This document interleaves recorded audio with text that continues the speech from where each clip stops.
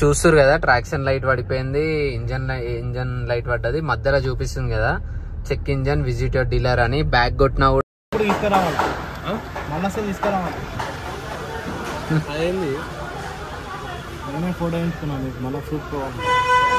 ఇప్పుడు ఏం old is gold అంటారు కదా, సేమ్ అంతే. దీంట్లో డిపిఎఫ్ గిపిఎఫ్ ఏముండదు, జస్ట్ పోసుడే చంపుడే బండి.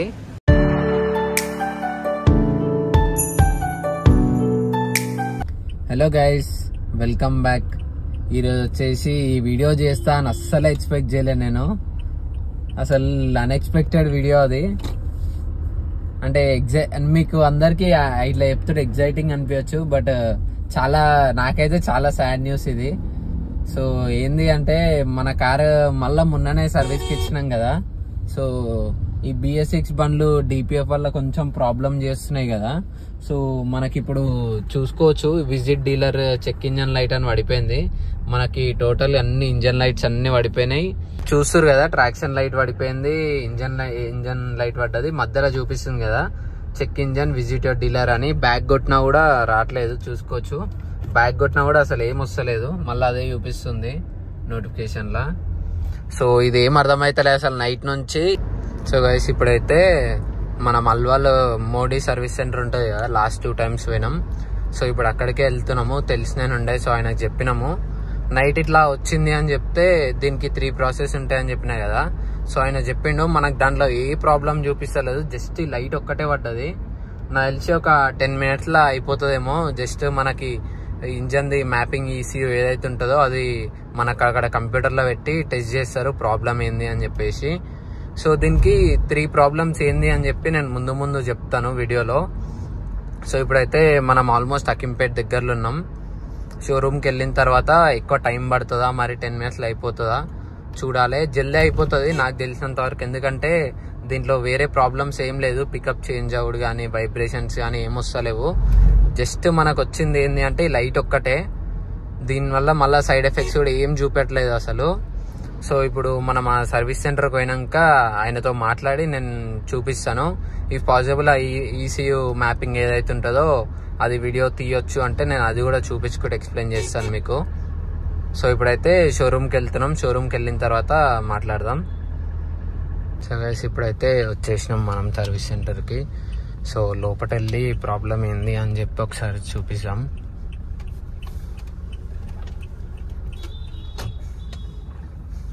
ఈ సర్వీస్ సెంటర్ కాంట్రాక్ట్ తీసుకున్నట్టు అయిపోయింది. BS6 బండి తీసుకున్నప్పటి నుంచి 3-4 monthsకి ఒకసారి రావాల్సి వస్తుంది. ఒకసారి AdBlueకి రావాల్సి వస్తుంది, ఒకసారి సర్వీస్కి రావాల్సి వస్తుంది. ఈరోజేమో దీనికి రావాల్సి వచ్చింది. చూస్తురు కదా, మనకి ఇట్నే పోతే ఏం ప్రాబ్లం కాదు, కానీ లాంగ్ కొంచెం పోయినాం అనుకో, చిన్న అందరూ ఏది పెద్ద చేసుకున్నట్టు అయిపోతుంది ఎక్కువ ప్రాబ్లం ఉంటే. సో అందుకని చెప్పేసి ఈరోజు వచ్చేసినాం. ఇంకా బండి ఖాళీ ఉంది అని చెప్పేసి ఈరోజు వచ్చేసినాం. సో ఇప్పుడు ఫస్ట్ లోపల మాట్లాడదాం ఏంది అని, మాట్లాడేసి నేను మీకు కూడా చెప్తాను ఏమైంది అని.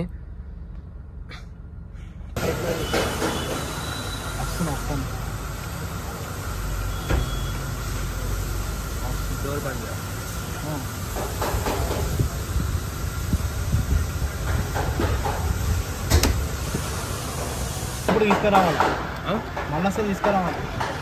మన కౌంటర్ని చెక్ చేయడానికి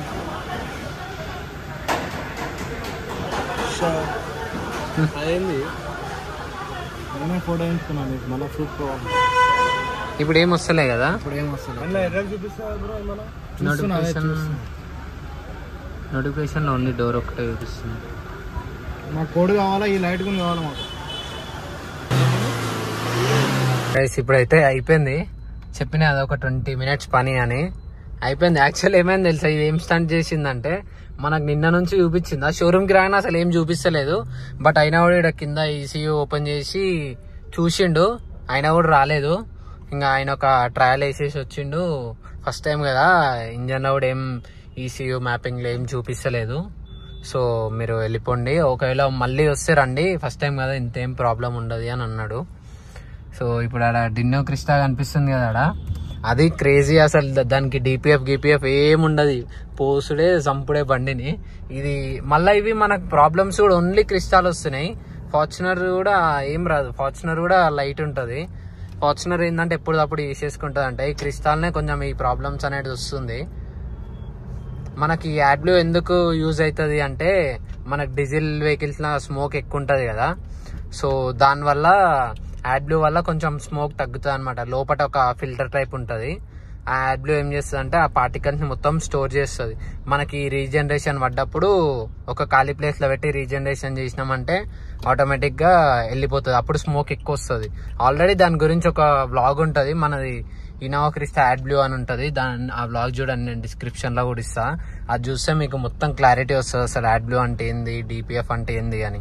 దీని స్టోరీ ఎట్లుందంటే, మనకి ఏదైనా హాస్పిటల్కి పోయి అన్ని ఎక్స్రేస్ స్కానింగ్స్ అన్ని తీసిన తర్వాత ఏం రాదు చూడు, సేమ్ అంతే ఉంది. ఇది ఆడదాకా పోయే వారికి వచ్చింది. ఆడికి పోయినాక అసలు ఏం లేదు, ఆడికి పోగానే లైట్ కూడా వెళ్ళిపోయింది.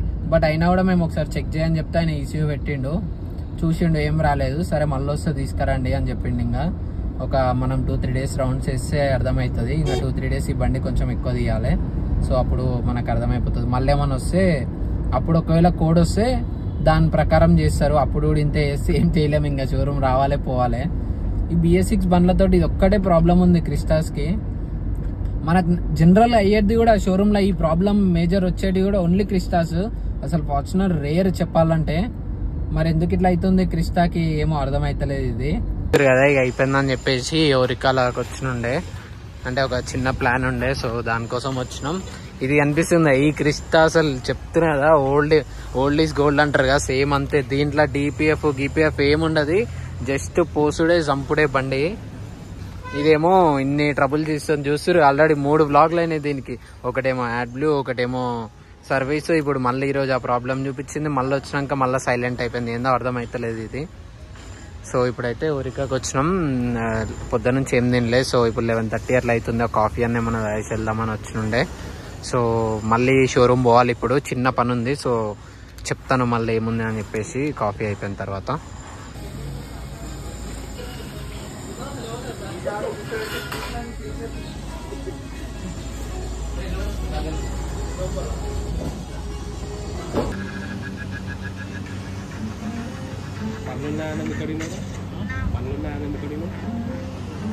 నేను స్టార్టింగ్ లో చెప్పిన కదా, మనకి 3 points లా ఆ సింబల్ ఇంజన్ చెక్ లైట్ అనేది పడుతుంది.